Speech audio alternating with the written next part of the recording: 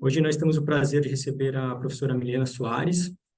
Ela é pós-graduação em Ciências Biológicas pela Universidade Federal do Rio de Janeiro, doutorado em Ciências Biológicas, modalidade Biofísica, também pela Universidade Federal do Rio de Janeiro. Realizou doutorado sanduíche na Harvard University, nos Estados Unidos. Atualmente ela é pesquisadora titular aqui da Fundação Oswaldo Cruz, do IGM. Ela é coordenadora do Laboratório de Engenharia Tecidual e Imunofarmacologia, o LET. É professora titular do Instituto Tecnológico em Saúde do Senai Cimatec, sócia fundadora e presidente da Associação Brasileira de Terapia Celular e Higiênica, membro da Câmara de Assessoramento Técnico da Anvisa na área de terapias avançadas, é sócia da International Society for Stem Cell Research e da International Society for Cell and Gene Therapy, da qual é vice-presidente regional das Américas Central e América do Sul. É membro titular da Academia Brasileira de Ciências, da ABC, da Academia de Ciências da Bahia e da Sigma Chi, acho que depois ela pode esclarecer. Membro do Conselho Estadual de Saúde da Bahia e do Conselho Técnico Científico do Instituto Evandro Chagas. Tem experiência nas áreas de imunologia, farmacologia e medicina regenerativa, atuando principalmente nos seguintes temas, como imunopatologia, imunomodulação, terapias avançadas, células-tronco, farmacologia de produtos naturais e sintéticos. Professora Milena, muito obrigado por ter aceitado participar da nossa sessão. O nosso formato normalmente é uma apresentação de 40 a 45 minutos, e depois nós abriremos para as perguntas.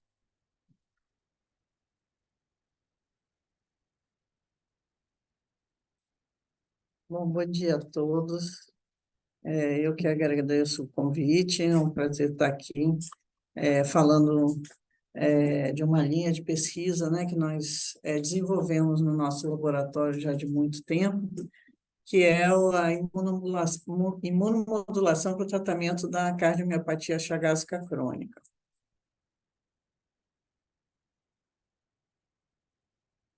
Como é que posso?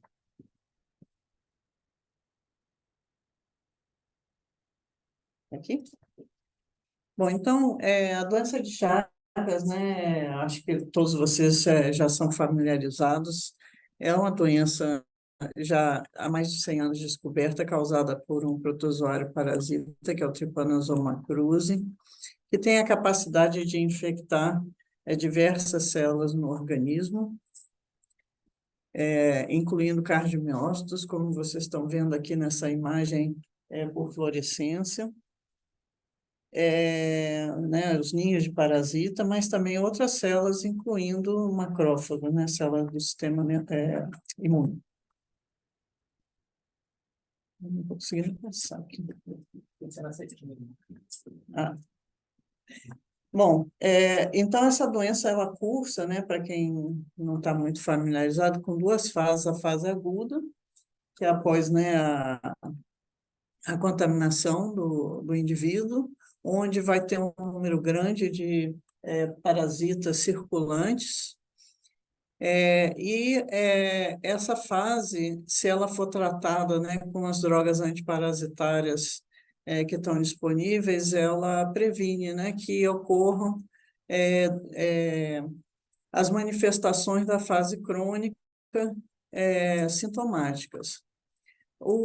Acontece que, na maioria dos casos, esse diagnóstico não é feito na fase aguda, então, boa parte dos indivíduos só descobre na fase crônica que tem a doença. Então, na fase crônica, a gente tem um parasitismo residual, para o qual as drogas disponíveis, né, elas não têm uma eficácia boa. E também a gente não sabe quais os indivíduos que estão nessa fase crônica inicial, que pode durar anos ou décadas, que a gente chama de forma indeterminada, vão futuramente desenvolver as formas sintomáticas. Então, era importante ter marcadores de evolução da doença para que a gente possa identificar mais precocemente aqueles indivíduos em risco de desenvolver formas graves, porque são essas as formas que principalmente levam ao óbito na doença de Chagas, sobretudo a cardiopatia chagásica crônica. e, obviamente, não há nenhum tratamento sendo vindo, porque é uma doença negligenciada, então não há grande interesse das indústrias farmacêuticas em desenvolver. Então, a gente vem, por diversas abordagens, tentando trabalhar em novas opções terapêuticas com foco na fase crônica da doença. Então, como eu falei, uma parte desses pacientes na fase crônica vão desenvolver cardiopatia chagásica nas diversas manifestações que vão forma rítmica, forma dilatada, porém, as arritmias, elas têm uma contribuição marcante no óbito dentro desse quadro. E, como vocês estão vendo aqui nessas imagens, né, a gente tem esse coração dilatado, que é clássico, mas nem todos os pacientes vão ter essa dilatação. O que é comum e que é marcante na como achado histológico é um processo inflamatório bastante intenso, composto por macrófagos e linfócitos T, principalmente, que leva, né, à destruição do miocárdio e deposição de fibrose. Aqui vocês estão vendo um trabalho que nós publicamos, onde, em parceria com o Hospital de Messejana, no Ceará, nós pegamos tecido cardíaco de corações explantados de pacientes submetidos a transplante cardíaco. Então, os corações retirados foram analisados, e aqui a gente tem corações de pacientes com doença de Chagas, com cardiopatia isquêmica ou cardiopatia idiopática. Tudo em estágio terminal, né, que os pacientes evoluíram para transplante. E vocês estão vendo que, embora a fibrose seja grande nos 3 grupos, a inflamação é significativamente maior no grupo de pacientes com doença de Chagas quando comparado às outras cardiopatias. Então, realmente, esse processo inflamatório, né, que vem sendo bastante discutido, ele é clássico, ele é marcante na doença de Chagas. E, portanto, a gente controlar esse processo inflamatório é relevante. E aqui vocês estão vendo, né, num trabalho da tese de Breno com Carine, né, fazendo um apoio muito grande, como vocês vão ver na parte de microscopia, a gente consegue reproduzir no modelo, né, em camundongo, esse quadro. Então, no chagásico crônico, a gente vê também, né, com vários meses de infecção, né, os camundongos apresentam no coração infiltrados inflamatórios e deposição de fibrose, e a gente tem aumento de algumas citocinas que a gente classicamente mede, né? São muitas as alterações, mas essas a gente vem focando bastante, que é o TNF-alfa e L1-beta e interferon gama, porque são citocinas que não só ajudam a promover o dano, né, a ativação das células do infiltrado e o dano tecidual, mas também, como vocês vão ver, estão ligadas podem estar ligadas às disfunções que são observadas nos corações chagásicos. Então, por que essas citocinas podem estar influenciando? Porque elas, quando liberadas de forma constante, como ela acontece no coração, né, chagásico, elas vão ativar não só células do sistema imune, mas também cardiomiócitos, e essas ativações levam a alterações na função de uma proteína, que é a conexina 43, que é importante para as junções comunicantes dos cardiomiócitos, e isso também contribui, além da fibrose, para o desenvolvimento das arritmias. Então, vocês estão vendo aqui um esquema onde no coração normal, essas junções comunicantes, né, estão nas membranas que ligam que ligam os cardiomiócitos adjacentes. E quando há alterações, essa conexina 43 ela pode ser internalizada e pode ir para a membrana lateral. Essa lateralização também é indicativo de que está ocorrendo alguma disfunção. E vocês não estão vendo aqui algumas marcações, eu não sei, talvez fosse melhor desligar a luz para ficar um pouco mais claro. Mas vocês estão vendo os cardiomiócitos em vermelho e a marcação para a conexina 43 em verde. E no controle normal, vocês podem ver que essa marcação em verde ela está realmente nos discos intercalantes, né, entre os cardiomiócitos, enquanto que no coração chagásico a gente vê muita marcação no citoplasma, a gente vê muita lateralização, essas alterações na expressão da conexina 43, elas estão relacionadas a alterações nos resíduos em que ela está fosforilada. Então, com anticorpos que são específicos para determinadas fosforilações, a gente também vê que essas formas fosforiladas elas se apresentam diferentes nos chagásicos em relação aos normais. Quando a gente faz uma marcação aqui com N-caderina, que é outra proteína das junções comunicantes, a gente vê que no normal a gente tem muito mais coincidência, né, da marcação de conexina 43 com N-caderina, enquanto que aqui no chagásico a gente tem um monte de pontinhos, né, fora das junções comunicantes. A gente tem junções que basicamente estão vermelhas, né, como se só tivesse N-caderina e não tivesse conexina 43. E por imunogold também a gente acha, né, a marcação de conexina 43 nas junções, e as junções muitas vezes assim esvaziadas nos corações chagásicos. Então, mostrando que há realmente uma alteração dramática aí na expressão de conexina 43.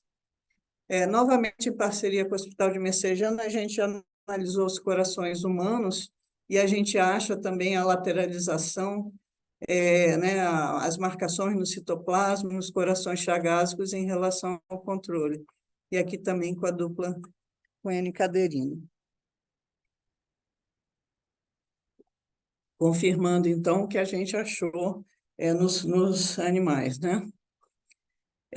Para tentar entender um pouco melhor o papel dessas citocinas inflamatórias, a gente usou 2 sistemas in vitro, usando uma linhagem de cardiomiócitos de ratos, H9C2, e também cardiomiócitos humanos derivados de células iPS.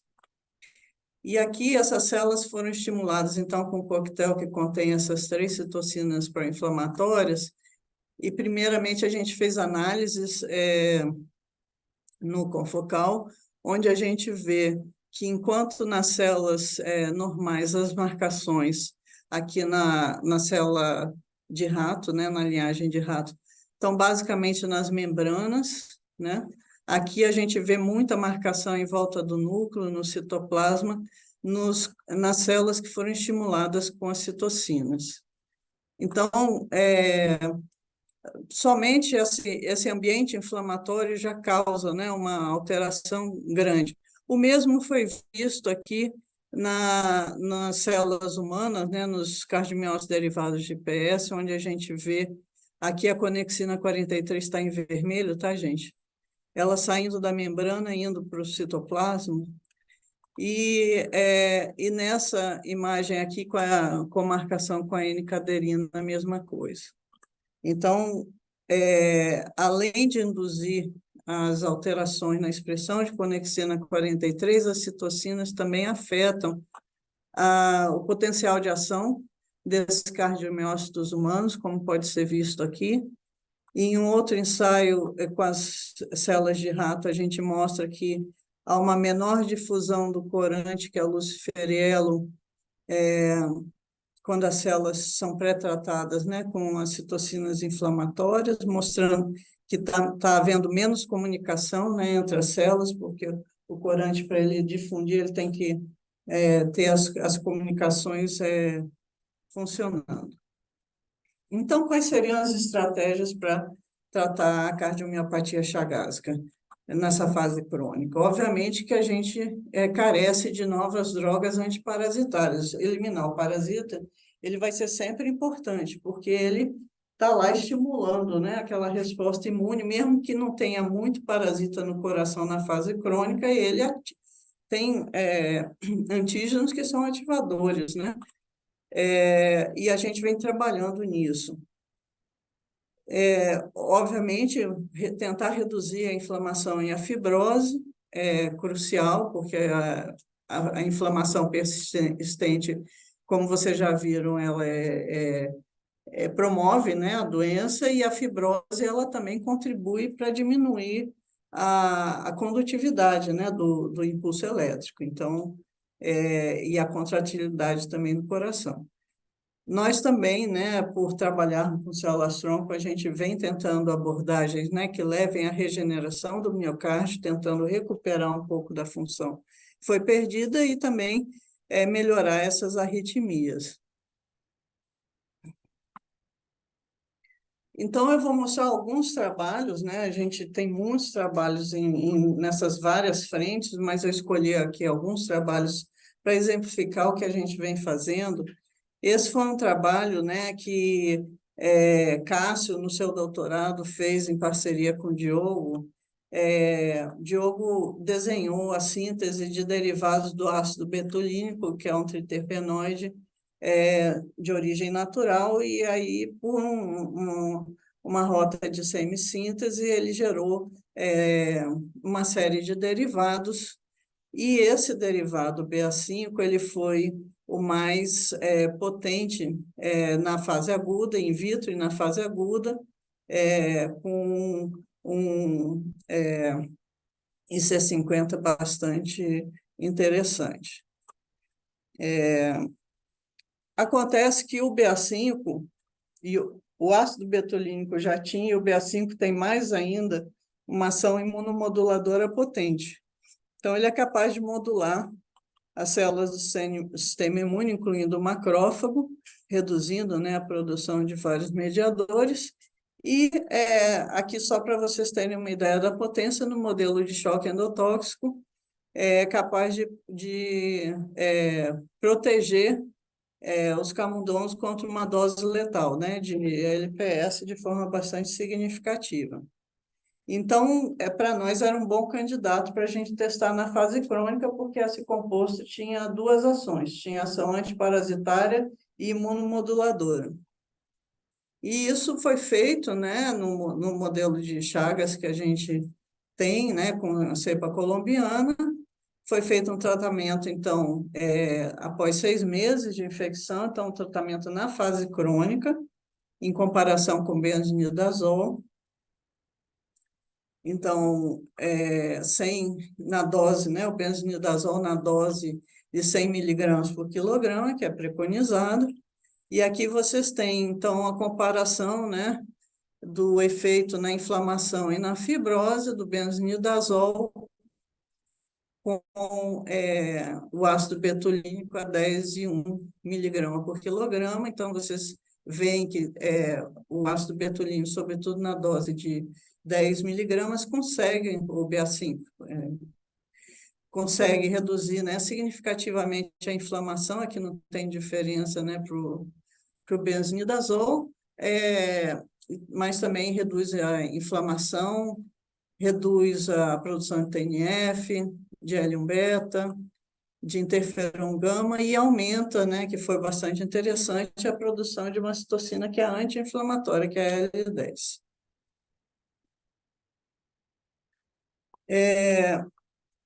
Em outros trabalhos, a gente se baseou também, e ainda vem se baseando até hoje, num artigo que nós publicamos em 2010, que foi a primeira análise de expressão gênica global feita no coração chagásico, né, aqui em animais, em parceria com a UFRJ e o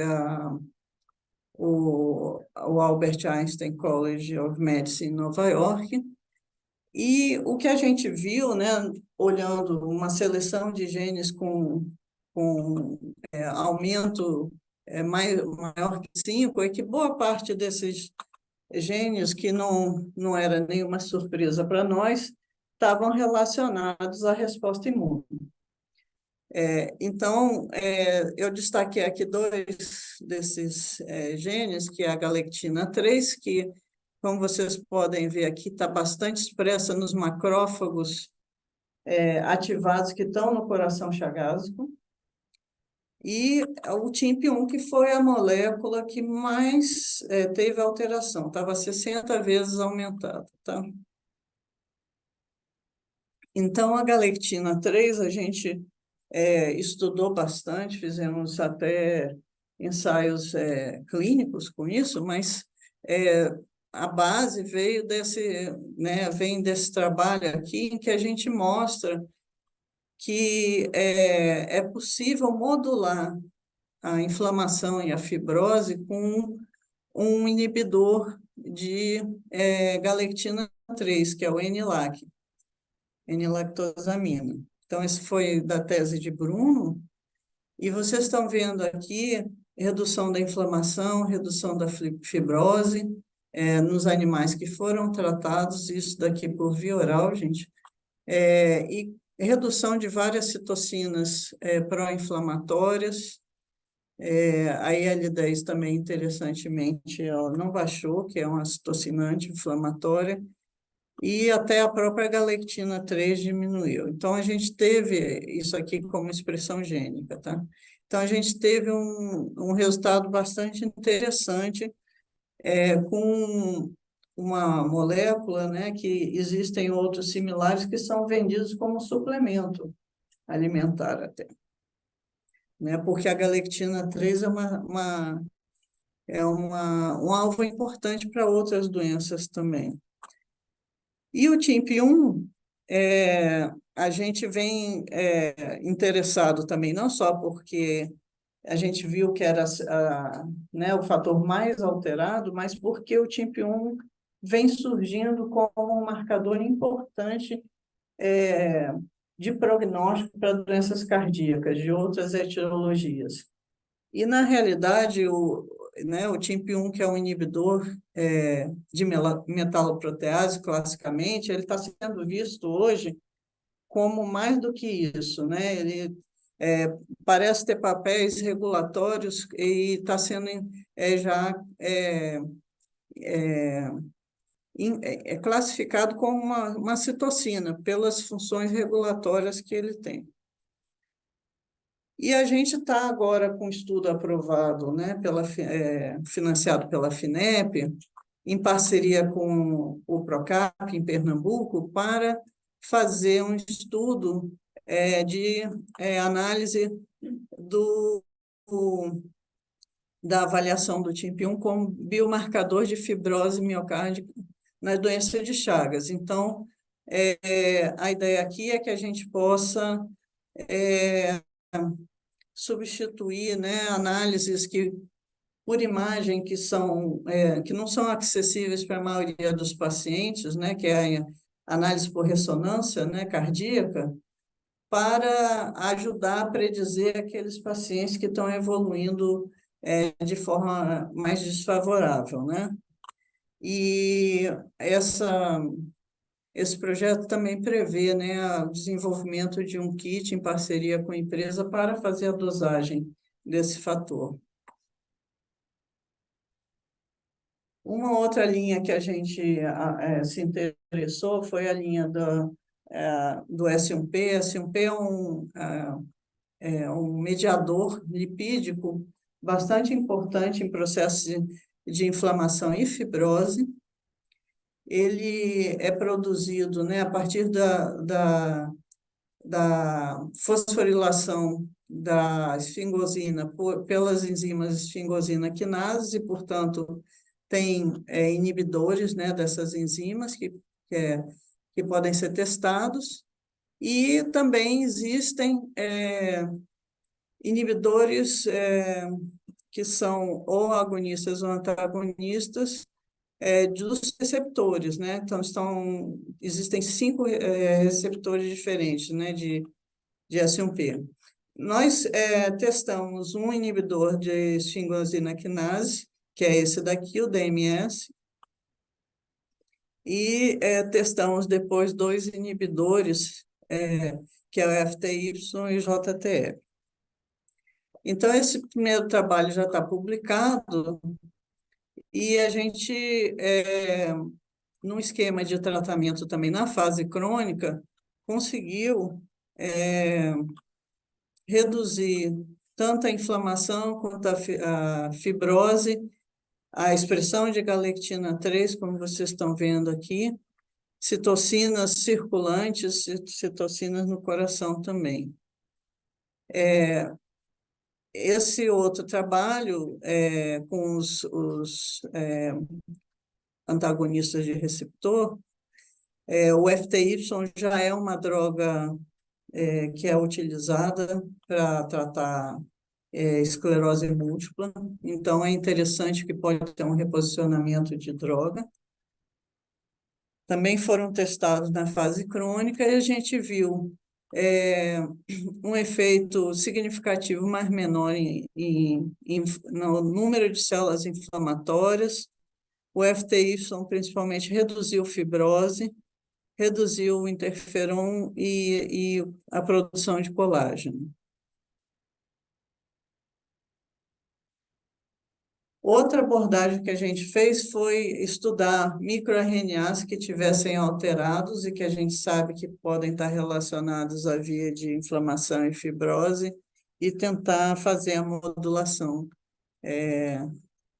desses microRNAs.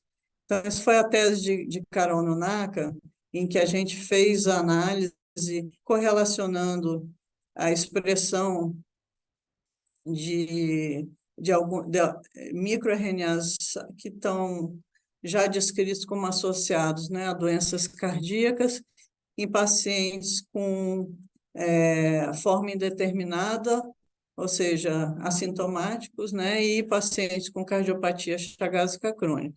E a gente achou que vários desses microRNAs estão aumentados, né, na cardiopatia chagásica, e correlacionando com vários aspectos, como a classe funcional, percentual de fibrose e disfunção cardíaca. Então, um desses microRNAs, que é o MIR21, foi selecionado, né, após testes por bioinformática, por análises in vitro, mostrando o efeito, né, em fibroblastos cardíacos. Então, esse microRNA foi selecionado para a gente fazer o anti-MIR e tratar animais também na fase crônica da doença. E o que a gente achou foi que esse anti-MIR ele foi capaz, né, de inibir completamente esse microRNA, o MIR21, e ele levou a uma redução significativa da fibrose nesses animais.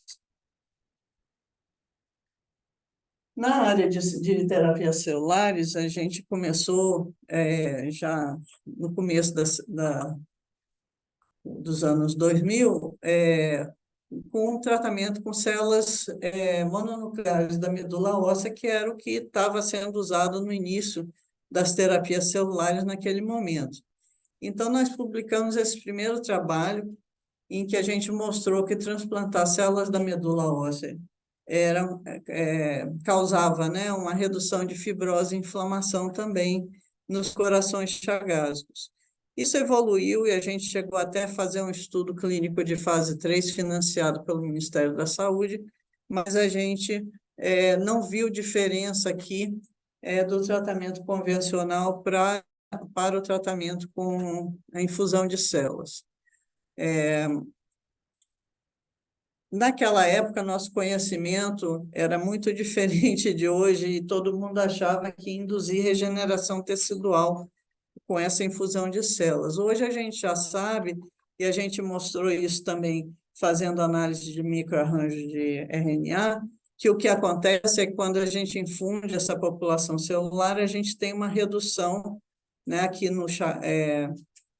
no chagásico não tratado e o chagásico tratado versus o normal, vocês estão vendo a redução, né, de pontos, que significa a redução do número de genes alterados após o tratamento, né, em comparação com os animais que não receberam infusão de células, incluindo o gene da galectina 3 e vários outros.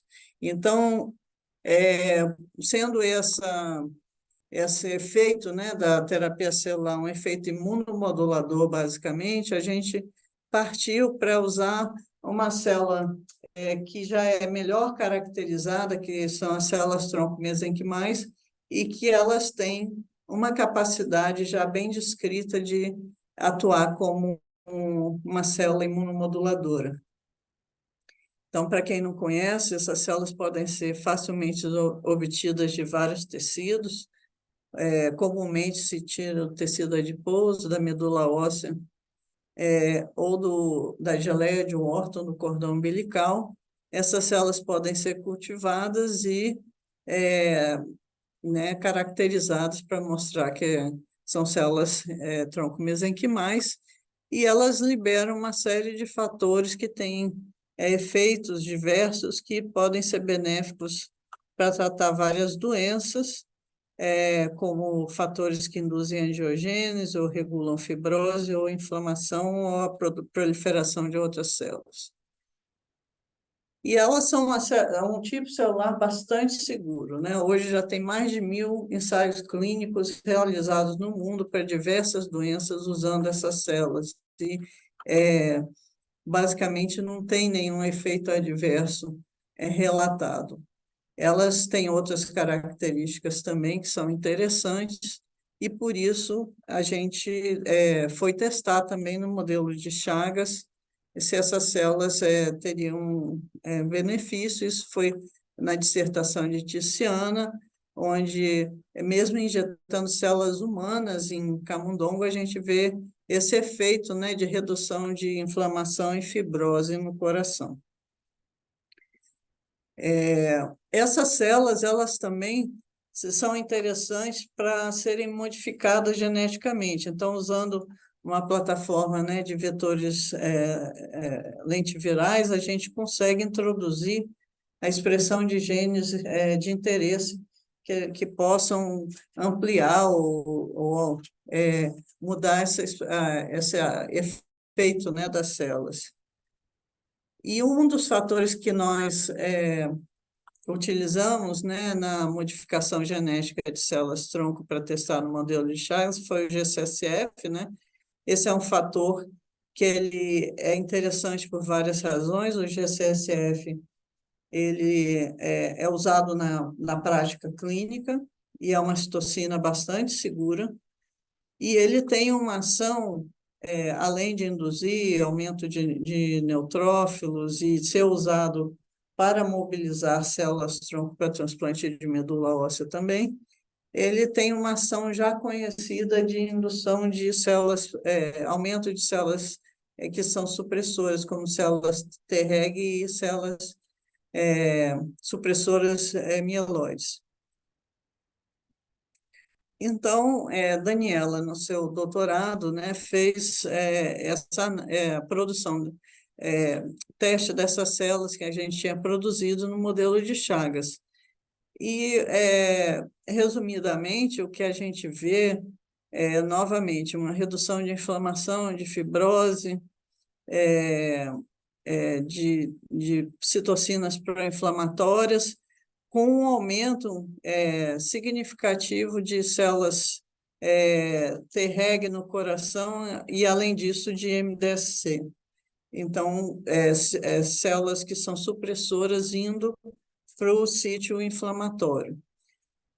Porém, esse efeito das células não foi mais interessante do que o tratamento com a citocina, que é um trabalho que a gente já tinha feito previamente, né? Simone fez esse trabalho com Juliana, um primeiro trabalho, e depois Juliana estendeu o conhecimento de como era o efeito, né, do ponto de vista imunológico, onde a gente pode dar vários cursos de administração de G-CSF na fase crônica, e a gente observa a redução, né, de células inflamatórias, de fibrose, das várias citocinas, né, que são pró-inflamatórias, e, ao mesmo tempo, a gente vê um aumento de citocinas anti-inflamatórias que coincide com o aumento de células Treg no coração. E o mais importante, que de todos os trabalhos que a gente fez, esse foi o único tratamento em que a gente viu um efeito na função cardíaca. Então, fazendo o teste de exercício, né, dos animais, vocês vejam que o camundongo chagas, ele mal consegue correr na esteira, e a gente viu uma recuperação parcial dessa função, dessa capacidade de exercício. E também a gente viu uma melhora das arritmias. Então, por conta disso, nós conseguimos aprovar um projeto na Rede Fiocruz de Pesquisa Clínica para fazer um ensaio clínico fase 2 para testar os efeitos, né, do G-CSF, já que isso era um reposicionamento de droga, né, a droga já está liberada para uso. A gente pôde ir direto para a fase 2 para fazer uma avaliação tanto de segurança quanto de eficácia nessa população. E, nesse caso, né, a gente incluiu pacientes que tinham uma fração de ejeção, né, a força de bombeamento abaixo de 55, classe funcional de 2 a 4, ou seja, com qualquer das classes funcionais que tem, 4 é a pior, né, 1 seria o indivíduo sem alteração. E a gente fez 4 cursos de aplicação de G-CSF com intervalo, e fez monitoramento até 12 meses, com várias avaliações. Então, a gente teve muita dificuldade de incluir esses pacientes, a gente acabou incluindo 37 pacientes, 18 no grupo G-CSF, 19 no grupo placebo. E a gente teve uma boa randomização, a gente não teve grande diferença nos grupos, porém, a gente não achou nenhuma diferença nos grupos placebo quando comparado com o G-CSF, como vocês estão vendo aqui para a classe funcional, e também quando comparado pelas classes aqui, como vocês estão vendo, que era o desfecho final, principal do nosso estudo. Nos desfechos secundários também a gente não teve nenhuma significância, somente uma tendência, né, de melhora da capacidade de exercício aqui na medida do VO2 no grupo G-CSF. Não tivemos também nenhuma diferença em eventos adversos, indicando que o tratamento em si ele foi seguro. Então, eu estou já encerrando aqui, porque a gente tem muitos estudos para mostrar, mas eu acho que deu para dar uma ideia, né, de que é possível, sim, a gente alterar, né, esse processo inflamatório e fibrose, usando várias estratégias que a gente usou aqui, né, desde compostos de naturezas diversas, como açúcar, lipídios, proteínas e ácidos nucleicos, e também usando terapia celular higiênica.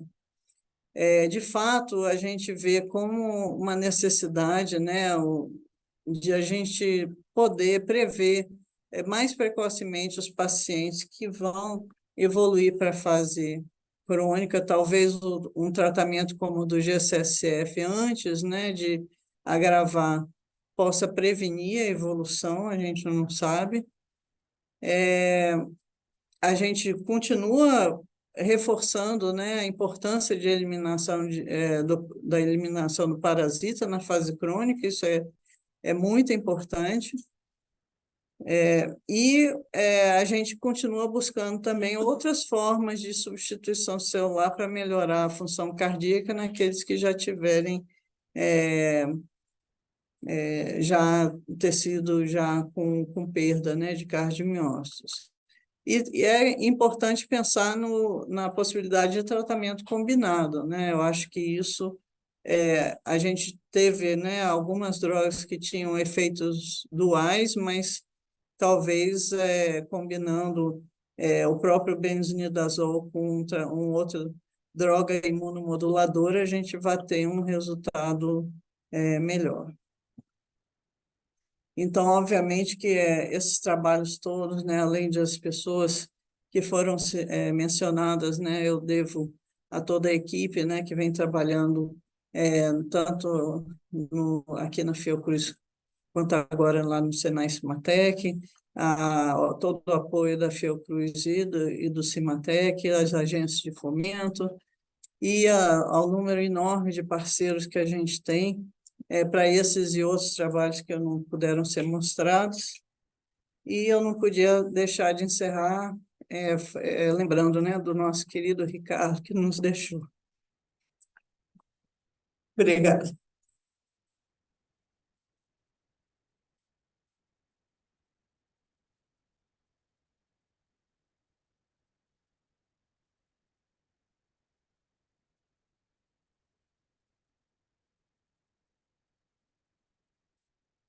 Obrigado, Milena, pela excelente panorama geral. Abrir para perguntas. Natália, depois pode ser mesmo.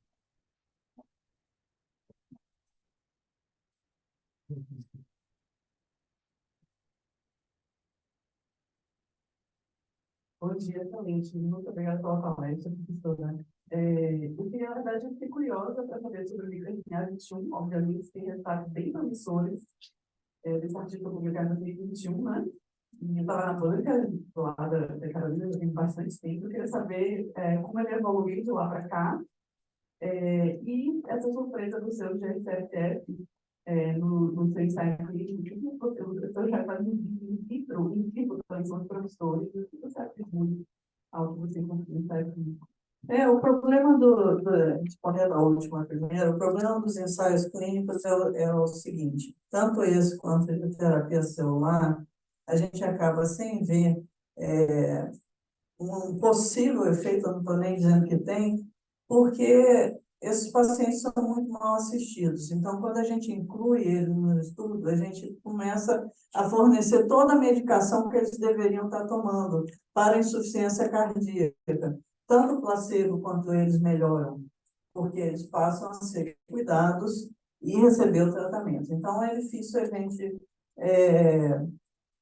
concluir se realmente esses tratamentos não tiveram efeito ou não, né? Aí a gente, né, por questões éticas, tem que oferecer o melhor tratamento padrão que existe. E, de fato, essas pessoas não tomam essas medicações e não têm a atenção que deveriam ter. Em relação ao microRNA, foi um efeito muito interessante, mas a gente tem que pensar sempre no custo-benefício, né? Esse estudo, a gente teve um projeto aprovado na FAPESB, porque esse microRNA, o antagonista, é muito caro.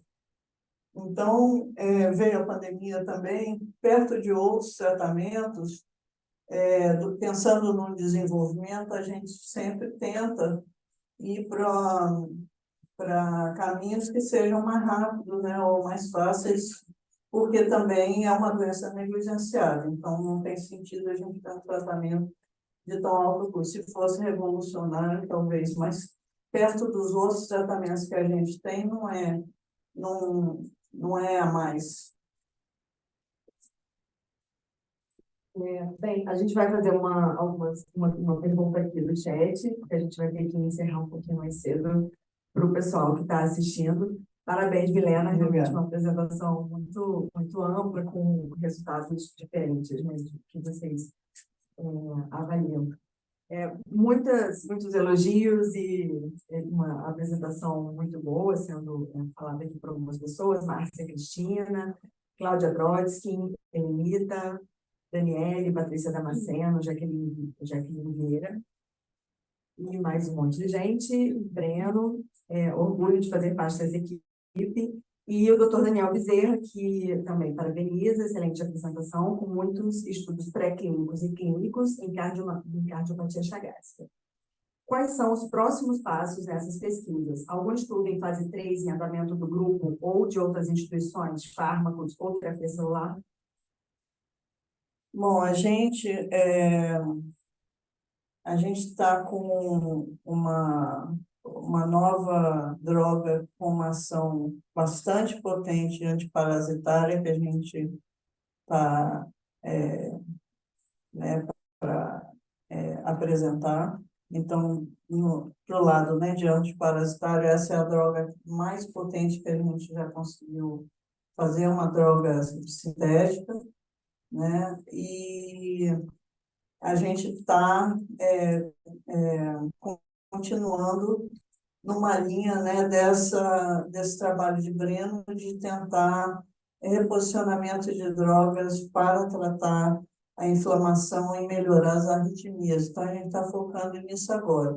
Ao mesmo tempo, a gente ainda voltou para o pré-clínico em relação às terapias celulares, para ver hoje, né, as terapias celulares, para quem não sabe, são consideradas produtos, né, pela Anvisa, pelas agências regulatórias, então a gente precisa ter resultados consistentes que justifiquem o investimento, que é muito grande, de se montar um dossiê para mandar para aprovação, para conseguir recurso, para fazer um desenvolvimento como esse. Chegar nesse ponto, né? Eu vou fazer mais algumas perguntas aqui do chat, porque a gente vai ter que encerrar e depois a gente volta para a discussão aqui. Então, tem outras questões aqui, também nessa linha, né, de tratamento. Doutora Cláudia Calvei pergunta: existe perspectiva de testar alguns desses tratamentos durante a fase indeterminada em ensaios clínicos? E eu já embalo aqui com Cláudia Brodsky, que fala: a associação com drogas imunomoduladoras pode ser um caminho bastante promissor. O uso de metabólitos como itaconato ou lactobacillus lactis seria interessante testar. E Jaqueline de Jesus também fala do efeito modulador de células-tronco sobre expressão gênica. Se foi capaz de obter uma diferença no desfecho final do grupo tratado com a droga padrão. Então, algumas perguntas em relação a... Em relação ao lactobacillus, né, a Ivan está fazendo seu doutorado nesse tema, né, até em parceria. Vamos ver, né, qual vai ser o resultado desse tratamento, né? Eu acho que todo o tratamento que melhore, né, que promova a melhora de inflamação vai ser benéfico. Em relação à Jaqueline, a gente vê modulação da produção dos marcadores inflamatórios, como a gente já vê com outros tratamentos, mas, novamente, não foi uma terapia, né, as últimas que a gente testou com células mesenquimais, não se mostrou superior a outros tratamentos que a gente testou. Então, a gente estamos testando algumas outras linhagens de células mesenquimais geneticamente modificadas, para ver se essas vão ter um efeito superior, e outras terapias com base em células também. Tinha mais uma pergunta. E uma em relação a esses tratamentos serem usados na fase indeterminada. Sim, essa é uma ótima pergunta. Para isso que a gente precisa de marcadores de evolução. Porque como é um período muito grande, né, de décadas, às vezes, é difícil convencer a fazer um tratamento precoce numa janela tão grande, né? E a gente não sabe, na realidade, quem vai converter, das pessoas que foram infectadas, quem vai converter para a forma cardíaca.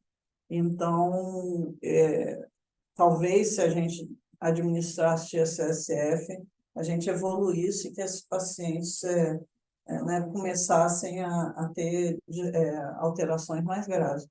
Mas não é uma droga barata e, enfim, para sair administrando assim. Então, tem todas essas questões. Idealmente, eliminar o parasita, né, de uma forma mais eficaz e tentar identificar marcadores precoces, né? A fibrose miocárdica por ressonância pode ser, a gente mostrou isso, a gente publicou um trabalho mostrando correlação entre a evolução e o grau de fibrose miocárdica, porém é um exame que não é acessível para a maioria dos pacientes, né, de alto custo. Por isso que a gente está comparando agora com a expressão de TIMP-1 para tentar achar um surrogate, né, um marcador. É difícil tratar quando eles estão graves, né?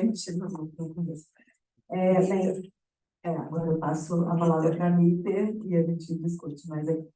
Bom, em primeiro lugar, parabenizar a Milena e ao grupo pelo trabalho excelente. A Milena mostrou aqui para a gente, eu tenho o privilégio de participar de várias bancas da Milena, e mostra como se faz uma pesquisa translacional. É realmente fantástico. A segunda coisa que eu quero destacar é também a cuidado que ela tem de escolher um tema de uma doença mega iniciada e deve ser de exemplo para as pessoas. Ela tem conseguido recursos. Então, muita gente pulou fora de Chagas e diz, eu não tenho mais recursos. Mas não, e ainda mostra o contrário. Se você tiver ideias novas, você consegue recursos, você consegue estudar uma doença que realmente nós tivemos um papel muito importante no país para controlar a transmissão, grandes avanços, mas com muita coisa ainda por ser feita. Tem um passivo enorme de pacientes, fora que está tendo também as chamadas transmissões congênitas fora do nosso país, em lugares onde não tem o tratamento. Eu também me associo a Milena aí para lembrar, saudar, né, o nosso saudoso Ricardo Ribeiro, que veio aqui junto com a Milena, montou o grupo. E eu também tenho um prazer enorme, porque eu lembro quando a Milena chegou aqui, eu era diretor, Milena veio uma pós-doc, e hoje Milena é uma cientista, e ela não escreveu um lado sem entender, de todos os patamares que você pode esperar de cientista aqui no nosso país. Milena, parabéns. Cientificamente, ele lembra aqui algumas coisas. Eu queria levar para o professor Zilton, você tem razão. Eu acho que essa dificuldade que você tem, você apontou, mas eu lembro que o professor Zilton tinha uma linha de pesquisa aqui com cães. E ele chegou um dado momento que ele dava baixas doses de ciclofosfamida aos cães que faziam para uma forma indeterminada. Eles imediatamente evoluíram com quadro mais grave, com mais rapidez. Então, talvez realmente, eu acho que tem alguma coisa, algum gatilho, né, que a gente precisa identificar que leva o indivíduo que está numa forma indeterminada para evoluir para uma forma crônica. E realmente é um desafio enorme quando a gente faz esse estudo na forma crônica, porque o paciente tem que não sabe, diferente do experimental que você faz, é bom quando você casa isso, e não sabe como o indivíduo se infectou, ele pode estar em estágios diferentes. Você tem muitos estudos também, que pelo grupo do Calil, o pessoal lá de São Paulo, tentando ver a PFDH, mas eu fico também pensando, será se alguns indivíduos com forma determinada foram expostos a determinadas situações de estresse, de vírus ou infecções outras, e aí eles passam a evoluir de uma forma crônica para uma forma indeterminada, para uma forma crônica, com manifestações clínicas. Com relação só uma curiosidade, eu talvez tenha perdido, quando você faz aquele estudo de perfil, expressão gênica, você mostra que tem uma elevação de 20 e tal 3, se colagenase, por outro lado, o que aconteceu com as colagenases? Você pode ver alguma coisa nesse sentido. Olha, da mesma maneira para a síndrome do teste fibrosível. Eu não vou lembrar de cabeça aqui, mas os genes relacionados à fibrose, incluindo o TIMP, né, que é relacionado à fibrose, eles estavam alterados, tinha vários genes alterados. A esfingosina é interessante, né, porque é um metabólito e a gente está agora em parceria com a doutora Gisele Canuto, lá da Universidade Federal da Bahia, fazendo a análise de metabolômica desses corações chagascos. e a via da esfigosina está bastante alterada. Por análise de expressão gênica, a gente já tinha visto que as duas enzimas, as duas quinases estão aumentadas e também a expressão de alguns dos receptores. Então, essa é uma via que certamente está bem alterada e a gente vai conseguir, agora com essa análise de metabolômica, mostrar melhor, porque são compostos lipídicos, né? São moléculas lipídicas. Sobre os GSSR, eu vi que você fez a avaliação, e aí você olha, às vezes não encontrou diferença, placebo, né? E realmente acho que você tem razão, quando a gente cuida do paciente, ele se sente melhor, e talvez com pouca coisa ele se toma melhor. Vocês avaliaram o perfil hematócrito? No caso, até o nome, começa a confirmar? Não, como parâmetro de segurança, a gente fez análise de... Não é por segurança. A minha pergunta é o GCSR, Sim. simulação de colônia, lá na medula, se ele também melhora a produção de determinadas células, se melhoraria a oxigenação, independente de... Porque é transitório, né? Você injeta o hormônio e aquilo depois de alguns dias o efeito desaparece. Por isso que a gente dá vários cursos, né, de aplicação.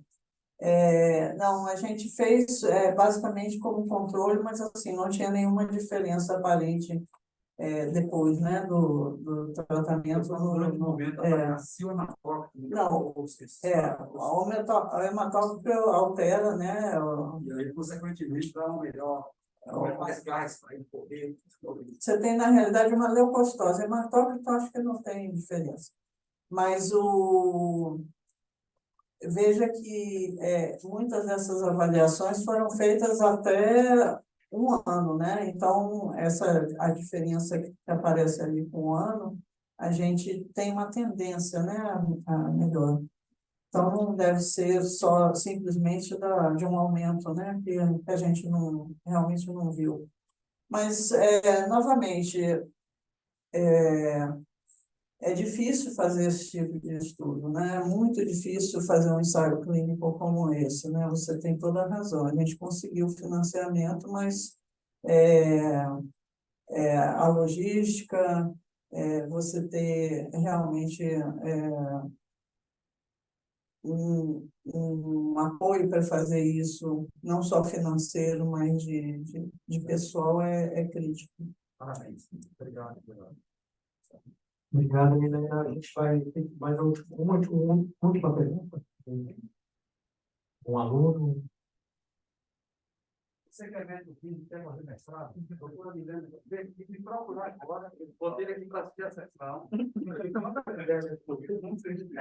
Você não quer falar o que você quer fazer para poder ver esse cinema? Passa agora, pergunta publicamente.